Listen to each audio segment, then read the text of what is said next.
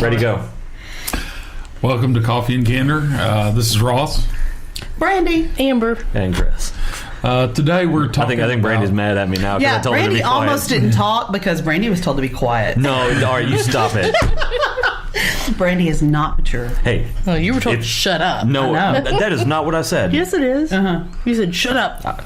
I regret nothing. You hurt my soul, sir. I will pull this podcast over. Okay, I need a T-shirt that says that. I will pull this podcast over. That's it. Everybody out. That is like combining parenthood and podcasting.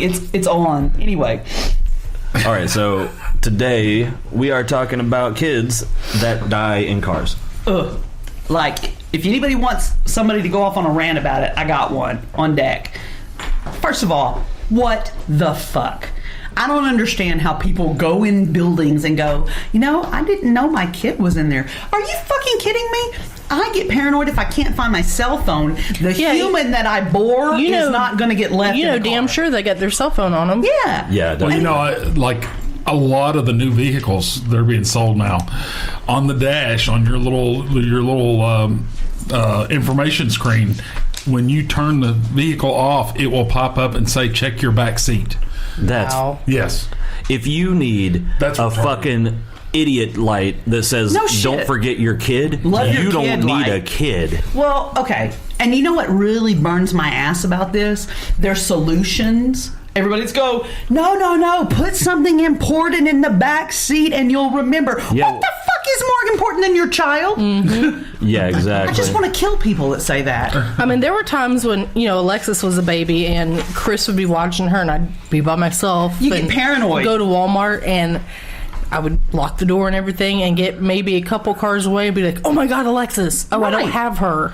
Yeah. Okay, because there's no way I could have ingrained into you at that point to always be aware of where she is, because that's what parenting is. Mm-hmm. Yeah, and I've done that before. Now, I've never done that when she was actually in the car. To be clear. Because when she was so present in your subconscious that even when you aren't in charge of her, it's ingrained in you to think, where is she? Is she safe? That's like breathing. It's autonomic at that point. And that's why I just literally cannot fucking understand this. Well, and I mean, you see it's a it phenomenon. happen.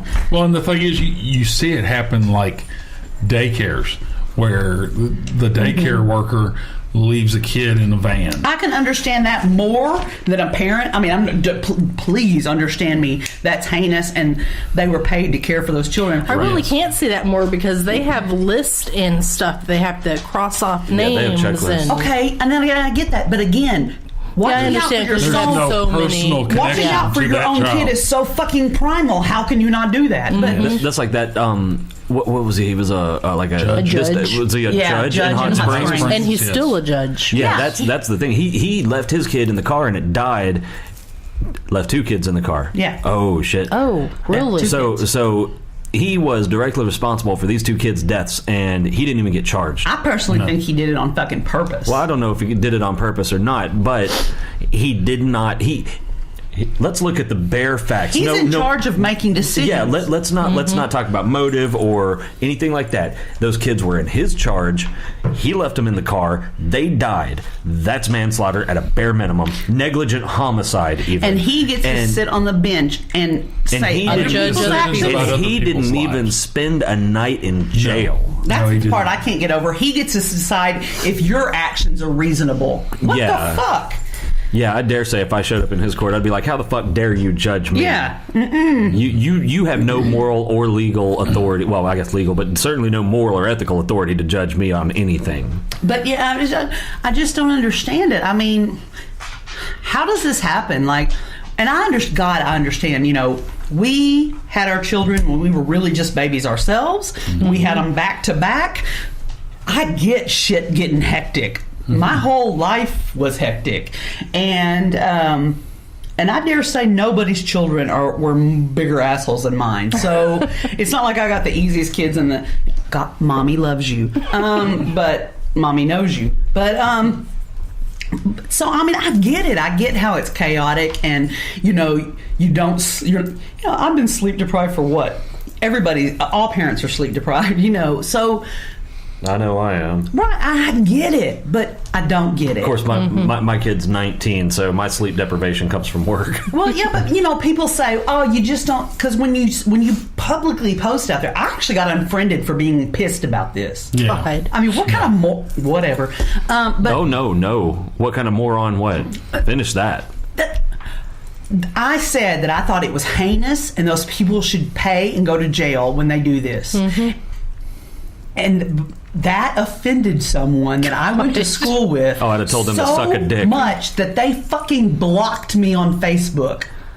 Okay. Wow. They took out They took out my trash. That's cool. It's not who you're thinking. I don't know who you thought I was thinking. I don't know Pony many Boy. people Oh, that's funny. No, that wasn't. Our obligatory Pony Boy reference. No, that wasn't who I was thinking at all. But what kind of asshole gets offended by someone being passionate about Protecting children, not letting kids die? Yeah. Because it's hard for a lot of people to hear the truth. And That's why. Yeah. No, before he blocked me. Oh, and it's a guy? I didn't expect that. No, it was a guy. Wow. He must have known someone who That did it. or I think so. he himself. Huh?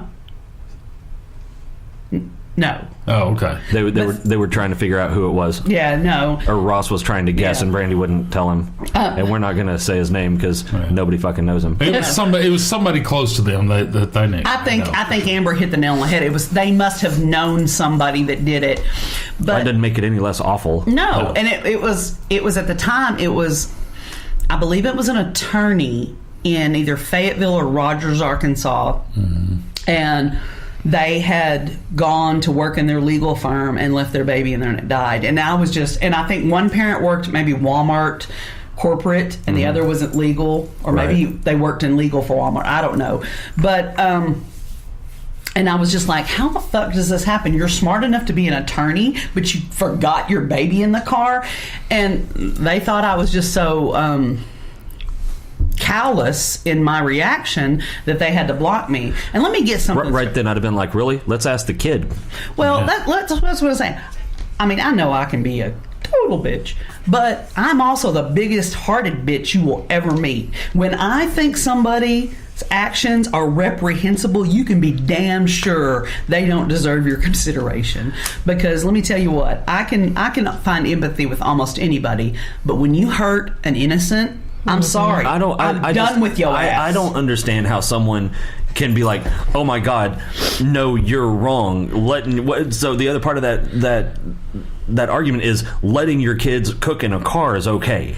Like, no, is that what that's what the person is saying though? They felt like I didn't have enough compassion for those parents. You're goddamn right, I didn't. Compassion for the kids. I would have turned around and said, you don't have any compassion for the kids. Right. So. All I could empathize with was those poor little babies boiling in there. Yeah. Because maybe we've talked about my work experience before. I sat as a court reporter and listened to testimony about little children, these two siblings in particular that I won't name, that were left in a hot car where their parents were searching for shrooms here in Arkansas. Oh, classy. Yeah. And I had to listen to testimony, lots, of how these children suffered, how one of them was so overcome that it had screamed and pulled out huge hanks of its own hair at the root. Oh my God. Because it was in such torment. So you're right. I couldn't empathize for a goddamn minute with those parents. All I could think about was that suffering innocent child. And if you have a problem with that, fuck off. Really. They were not a loss. I am not traditionally a fan of cruel and unusual punishment. Nope. However, I dare say that a lot of these crimes like that would come to an abrupt halt if the sentence was what you did. I absolutely believe that. You raped someone at knife point, there's Bubba Thick Dick, and he's ready for you. Because you did that. Guess what?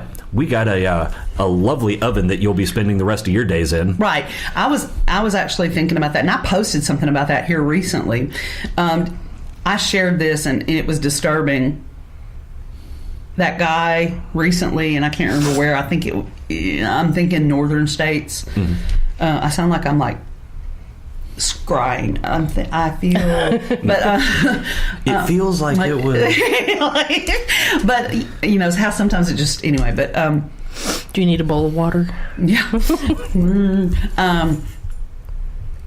He had been at home. His girlfriend was at work or somewhere. She had a Lhasa Apso. Okay. Mm-hmm. He raped this dog. Oh, Jesus. He hurt this dog so bad that when the girlfriend came home, the dog was cowering and crying under the couch. And it had such extreme internal injuries that it had to be euthanized. Then he would have got put down too. I think they should fuck him with an elephant. Good God. No, I'm totally down for that. I'd hold him still for it. And then put him down. Mm-hmm. Yeah, like I said, But I mean, I really do. I think if you are capable of such heinous evil and disregard for the feelings of another sentient being, that you deserve to get the hell you put them through. And I believe that. To me, all these cases where these kids have been left in hot cars, I look at it and I'm thinking, this has to be intentional. It almost has to be. I mean, if you're that stupid or not, that maybe you're not stupid, you're stoned. I don't know. Whatever. How do you hold down a job? How, you know, I mean, how does this happen? Come on. I wouldn't say that 100% of them are intentional. No. I mean, because there are cases where there have been cases where like kids have been playing in the yard and have gotten in the car or the trunk and locked themselves in. And I understand so, that. I mean, there are definitely but a lot of these are not that case. I think those are certainly the exception. Those are just terrible, terrible, unfortunate. Like accidents. I just looked up a woman in Texas. But leaving your child in the car is not. If you put your child in the car, drive somewhere.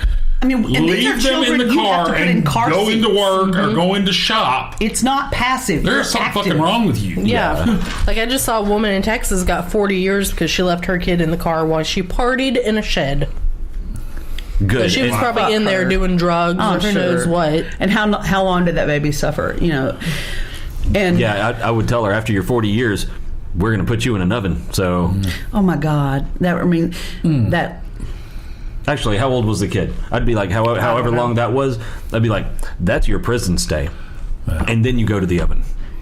Absolutely. But that was cruel and unusual. Well, that's what you did. So if it's good for you to do, terribly. It's good for us to do too. But what I'm saying is, okay, I understand the ones that the kids are playing in the yard and they get into a refrigerator or get into a trunk of a car or something, and it's an accident. Right.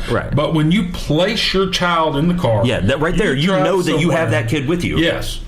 You drive somewhere and then you leave. How do you call that an accident? Because how is that an accident? In so many of these cases, I mean, there's the cases like Amber where it was clearly an addict, but in a lot of these cases, these are professional people, like the judge, going into the professional lawyer. jobs. I mean, so wow. And you know what their excuse would be? Well, I have a lot on my mind. Well, you know what? If you can't handle the responsibility of having that child with you, then you need to fix that. You need to hire an at-home nanny or whatever you have to do. But leaving that motherfucking kid in the car is not the answer. Never. Not one time. And the thing is, there's a whole group of people on the internet that are apologists for these people. Oh, and they enrage me. That's what my ex-friend was. You know, I'm sorry. I'm sorry. There is. I'm surprised he didn't blame the kids because usually apologists like to blame the victims. Well, in this case, what I see is being a parent these days is hard. Oh bullshit! It's not any fucking harder than it was. It's always been hard. It wasn't any harder than it was 20 years ago. Yeah. You know what's different? We don't have our fucking phones attached to our hand nonstop. That's when I get out of the car. My phone isn't the first thing I fucking think of. Yeah. Well, and you know what? People like to blame it on that. I don't even think it's that because I've always got my social media and my phone. But you know what? When I got Mason, but you didn't. When I've got Mason, my grandson, look at me. He's your number one priority.